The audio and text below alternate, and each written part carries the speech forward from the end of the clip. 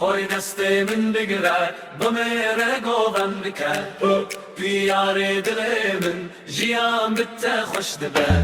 Hoy deste min digre, henê bên bûşan Bi te re jiyan min, bû wek rojê bihar Dema kulî min dikinî, diyê min diker stran Navê te dibêjim di her dem û her cihan Tu yî ronahiya min şeve tarî bi te re jiya min bû wek biharê Destê min digire bi me re goven dike Tu yarê dilê min jiyan bi te xweş dibe Were destê min digire bi me re goven dike Tu yarê dilê min jiyan bi te xweş dibe Were destê min digire bi me re goven dike Diyarê dilê min jiyan bi te xweş dibe Were destê min digire bi me re doşan Bi te re jiyan min bû wek rojê bihar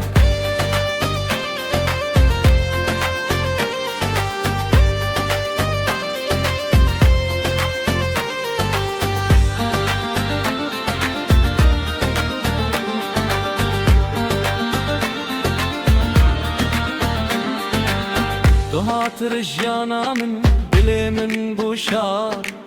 Wek rojê biharê, ronahî li nav dil da Were destê min bigire, bi min re goven bike Tu yarê dilê min, jiyan bi te xweş dibe Were destê min bigire, bi min re goven bike Tu yarê dilê min, jiyan bi te xweş dibe Were destê min bigire, bi min re goven bike Tu yarê dilê min, jiyan bi te xweş dibe Were destê min bigire, bi min re goven bike Tu yarê dilê min, jiyan bi te xweş dibe Were destê min bigire, bi min re nûşan Bi te re jiyan min, bû wek rojê bihar Were destê min bigire, bi min re goven bike Tu yarê dilê min, jiyan bi te xweş dibe Were destê min bigire, bi min re goven bike Tu yarê dilê min, jiyan bi te xweş dibe